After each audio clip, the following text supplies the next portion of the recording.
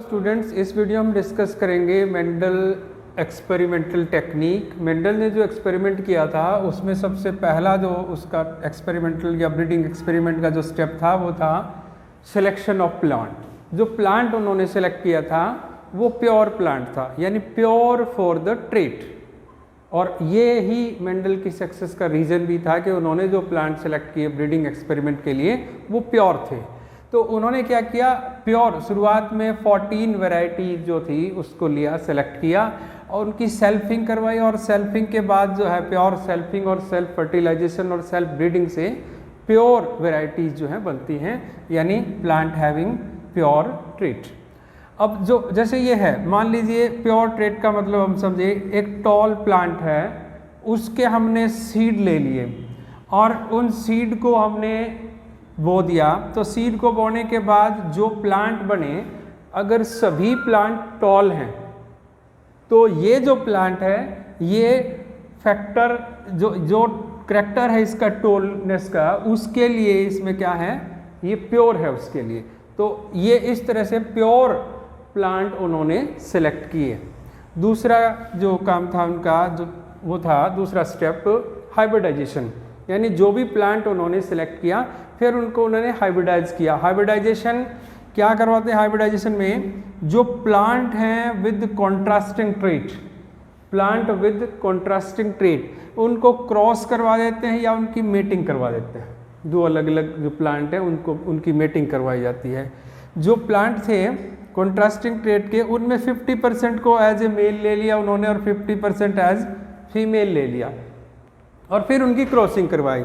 जैसे tall plant है और ड्वार्फ प्लांट है, एक ये जो टॉल और ड्वार्फ दोनों क्या एक दूसरे के कॉन्ट्रास्टिंग, जो कॉन्ट्रास्टिंग ट्रेट जो थी उसको लेके, यानी जिन जिन के अंदर कॉन्ट्रास्टिंग ट्रेट है उनको उन्होंने क्रॉस करवा लिया। अब ये जो ब्रीडिंग जो हाइब्रिडाइजेशन करवाया, तो हाइब्रिडाइजेशन में फिर क्या क्या स्टेप इन्वॉल्व थे। इस जो स्टेप में इंपॉर्टेंट स्टेप था ये हाइब्रिडाइजेशन का। पहला स्टेप इसके अंदर था इमैस्कुलेशन।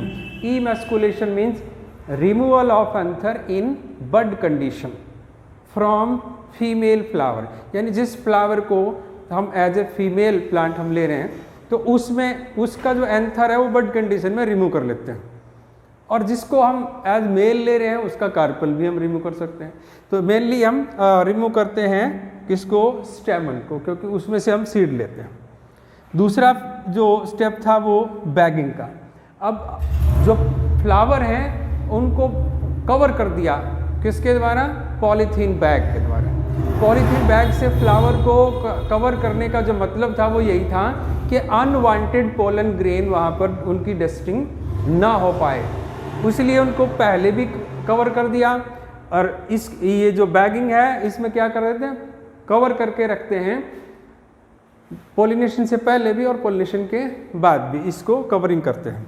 फिर क्या कर लिया, डस्टिंग कर दी हमने, यानी अब हमने पॉलिनेशन करवा दिया। एक तरह से हमने क्या किया, पोलन ग्रेन जो डिजायर्ड प्लांट जो था जिसके साथ हमने क्रॉस करवाना था उसके पोलन इसके स्टिग्मा पर डस्टिंग कर दी और फिर वापस ही वो बैग जो है पॉलिथीन बैग उसके ऊपर कवर कर दिया, यानी बैगिंग को इंटैक्ट रखा। फिर इसके ऊपर टैग लगाया। टैग क्या इंडिकेट करता है, क्रॉस इंडिकेट करता है भी किस किस के बीच में क्रॉस आपने करवाया है, किस तरह का क्रॉस आपने करवाया है, वो सारी इंफॉर्मेशन उस टैग के ऊपर। और फिर इन्होंने क्रॉस करवाए। क्रॉस अलग अलग तरह के क्रॉस, जैसे एक ही कैरेक्टर को कंसीडर करके जो क्रॉस करवाया गया उसको मोनो हाइब्रिड क्रॉस कहा।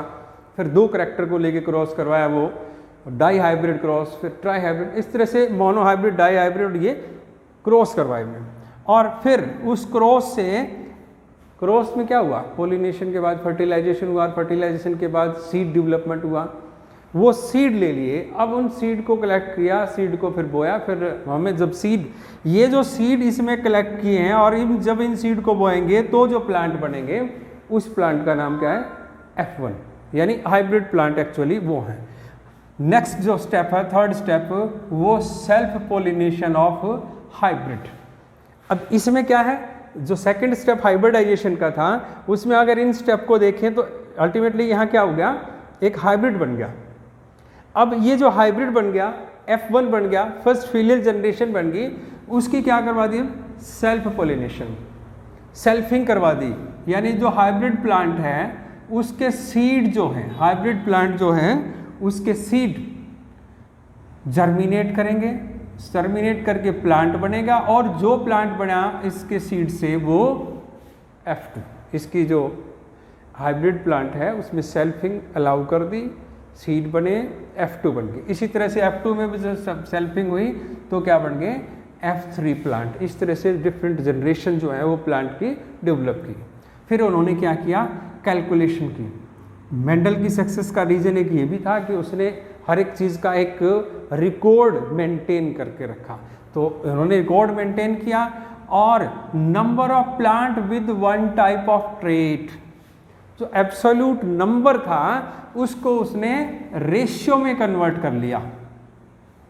एब्सोल्यूट नंबर जो है उसको रेशियो में, और उस रेशियो को फिर क्या किया, एनालाइज किया किस आधार पर, based on law of probability. तो इसमें मैथमेटिकल कैलकुलेशन और स्टैटिस्टिकल प्रोबेबिलिटी जो है वो इसमें इन्वॉल्व की उन्होंने। अब देखिए जो F2 प्रोजेनी है, अब इसको समझते हैं कि किस तरह से उन्होंने रेशियो में कन्वर्ट किया। F2 प्रोजेनी है, ये F2 प्रोजेनी आई 1064 टोटल प्रोजेनी थी, जिसके अंदर टॉल जो प्लांट थे वो 787 और ड्वार्फ जो थे वो 277। अगर इसका एक्चुअल अगर आप देखेंगे तो इनका रेशियो 2.84:1 का रेशियो है, लेकिन उन्होंने फिर इसको राउंड ऑफ करके कितना लिया है, 3:1। इस तरह से इन्होंने इसको कैलकुलेट किया।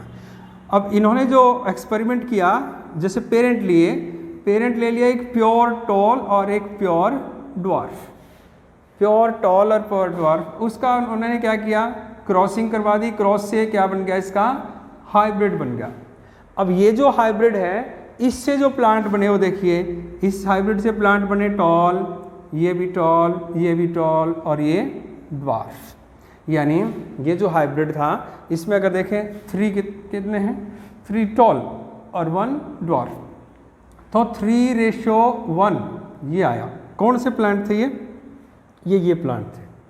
जो सेकंड, ये F1 जनरेशन है इसकी, और F1 के बाद जो होगी वो F2 जनरेशन बनी इसकी सेल्फिंग से।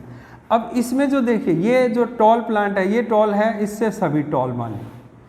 ये ड्वार्फ प्लांट है, इससे सारे ड्वार्फ। ये टॉल है, इसमें टॉल से जो बने प्लांट वो बने टॉल और ड्वार्फ। कितनी रेशियो, 3:1 का। इसमें भी टॉल और ड्वार्फ कितना रेशियो, 3:1 का। इसका मतलब ये जो टॉल प्लांट है ये प्योर टॉल नहीं है।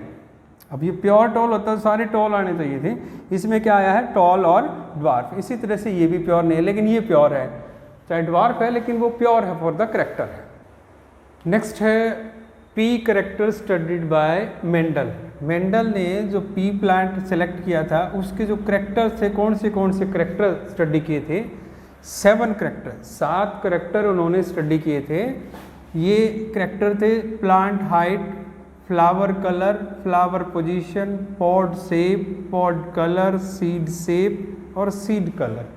जो ये करेक्टर थे उनकी जो ट्रेट, डोमिनेंट और रिसेसिव ट्रेट कौन से है, देखिए ये क्वेश्चन आता है बहुत बार कि जैसे प्लांट हाइट करेक्टर है तो उसकी डोमिनेंट ट्रेट तो है टॉल और उसकी रिसेसिव ट्रेट है ड्वार्फ, यानी ड्वार्फ रिसेसिव है और टॉल है वो डोमिनेंट है।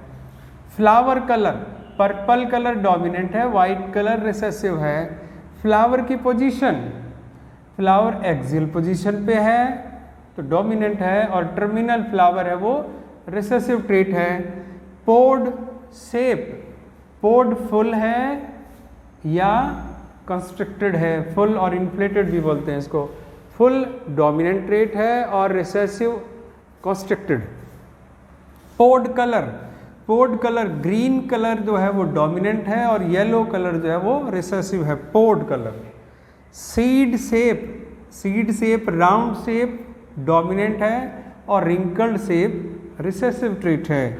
Seed colour yellow colour dominant trait है और ग्रीन कलर जो है वो रिसेसिव ट्रेट है। अगर आप इसको देखें ये और ये पोड कलर में तो ग्रीन कलर डोमिनेंट है और सीड कलर में ग्रीन कलर रिसेसिव है। तो जो जिस तरह से बिहेव करता है वो उस तरह से लिखे गए हैं। इस तरह से इन्होंने ये करैक्टर स्टडी किए थे। तो एक तो ये कि कौन से करैक्टर स्टडी किए गए थे, और दूसरा इंपॉर्टेंट चीज़ ये है कि जो स्टडी किए गए थे उनका डोमिनेंट ट्रेट कौन सा था और रिसेसिव ट्रेट कौन सा था। नेक्स्ट है मेंडल्स प्रिंसिपल ऑफ इनहेरिटेंस, जिसको मेंडलिज्म भी कहते हैं। अब हम देखेंगे मेंडल के जो प्रिंसिपल थे इनहेरिटेंस के वो क्या थे, किस तरह से उन्होंने अपने प्रिंसिपल्स दिए थे। अब इन्होंने जो अपना स्टडी किया था वो हम दो तरह से क्लासीफाई कर सकते हैं पूरे उसको। एक तो एक जीन का जहाँ पर इनहेरिटेंस हुआ, सिंगल जीन इनहेरिटेंस हुआ, यानी उसको हम कह सकते हैं इनहेरिटेंस ऑफ वन जीन, और दूसरा हम कह सकते हैं इनहेरिटेंस ऑफ टू जीन, जहाँ दो जीन का इनहेरिटेंस हुआ वो इनहेरिटेंस ऑफ टू जीन है। फर्स्ट हम स्टडी करेंगे इनहेरिटेंस ऑफ वन जीन, यानी मेंडल्स के जो principle related to inheritance of one gene वो कौन से थे। इन्होंने क्या किया, एक single pair of allele of a character, एक जो करेक्टर होता है उसको जो कंट्रोल करने वाले जो हैं फैक्टर, उस फैक्टर की जो फॉर्म है एलील, यानी सिंगल पेयर ऑफ एलील के इनहेरिटेंस को इन्होंने स्टडी किया पहले, जिसको हम कहते हैं वन जीन इनहेरिटेंस। तो वन जीन इनहेरिटेंस क्या है, देखिए हम एक सिंपल सी चीज़ देखते हैं, कोई भी करेक्टर है उसको कंट्रोल कौन करता है, अकॉर्डिंग टू मेंडल फैक्टर, और अब हम कहते हैं जीन। तो फैक्टर करेक्टर को कंट्रोल करते हैं, और वो जो फैक्टर होते हैं उसकी दो फॉर्म है। फैक्टर की अगर फॉर्म देखें तो दो फॉर्म मिलती हैं फैक्टर की, और उनको कहते हैं अलील। यानी अलील क्या है, एक पेयर में मिलते हैं, तो इनको ये भी करते हैं अलीलोमॉर्फिक पेयर, क्योंकि ये पेयर में है, अलीलोमॉर्फिक पेयर। जो ये फैक्टर हैं, ये जो अलील हैं, होमोलोगस क्रोमोसोम के ऊपर सेम लोकस पर सेम करैक्टर को कंट्रोल करने वाले होते हैं। जो एक्सपेरिमेंट इस तरह का था जिसमें सिंगल करैक्टर के इनहेरिटेंस को स्टडी किया गया, उस क्रॉस को कहते हैं मोनोहाइब्रिड क्रॉस। और उस मोनोहाइब्रिड जो क्रॉस करवाया मेंडल ने, उसके हिसाब से फिर उन्होंने एक सेट ऑफ जनरलाइजेशन दिए, यानी पोस्टुलेट दिए अपने उन्होंने, और उन पोस्टुलेट के बेस्ड पर प्रिंसिपल दिए उन्होंने। और इन पोस्टुलेट के बेस्ड प्रिंसिपल जो इनके आए वो ये प्रिंसिपल्स थे, principle of paired factor, principle of dominance और principle of segregation. One gene inheritance से रिलेटेड, अगर टू जीन इनहेरिटेंस की बात भी अगर इसमें करें हम, तो एक और आ जाएगा प्रिंसिपल ऑफ इंडिपेंडेंट असॉर्टमेंट। तो इस तरह से ये चार इसके प्रिंसिपल जो है इन्होंने सबसे पहले दिए थे। पहला जो प्रिंसिपल है ये है principal of paired factor. Mendel कहते हैं कि कोई भी करैक्टर है उसको कंट्रोल करने के लिए फैक्टर होता है, या अब हम कहते हैं जीन होता है, और उस जीन की दो फॉर्म होती हैं। दो फॉर्म जो हैं वो क्या है उसकी, अलील या एलीलोमॉर्फिक पेयर। और जो एक इंडिविजुअल है उसमें जो दो अलील हैं वो डिफरेंट भी हो सकते हैं, और जो दो अलील हैं वो सेम भी हो सकते हैं। यानी अलील फॉर ए करैक्टर जो है आर डिफरेंट, तो उसको कहेंगे ये हेटेरोजाइगस है। और if alleles for a character are same, तो उसको कहेंगे होमोजाइगस है। जैसे मान लीजिए ये प्लांट की हाइट के लिए ये एक करैक्टर एक अलील है, और दूसरा अलील ये है, इसकी दूसरी फॉर्म ये है, ये डोमिनेंट को रिप्रेजेंट कर रहा है और ये रिसेसिव को, तो दोनों क्या हो गए इस केस में, डिफरेंट हो गए, इसलिए ये हेटेरोजाइगस है। लेकिन अगर मान लीजिए कुछ ऐसा हो कि दोनों डोमिनेंट फैक्टर हो किसी में, ये फैक्टर दोनों डोमिनेंट हैं, या फिर दोनों रिसेसिव हों, ये दोनों रिसेसिव फैक्टर हैं, प्लांट की हाइट की बात करें तो इस केस में दोनों अलील सेम हैं एक करैक्टर के, तो ये होमोजाइगस, ये भी होमोजाइगस, ये भी होमोजाइगस, लेकिन ये हेटेरोजाइगस। तो मेंडल ने कहा था कि एक करैक्टर जो है ना, each character is controlled by pair of factors.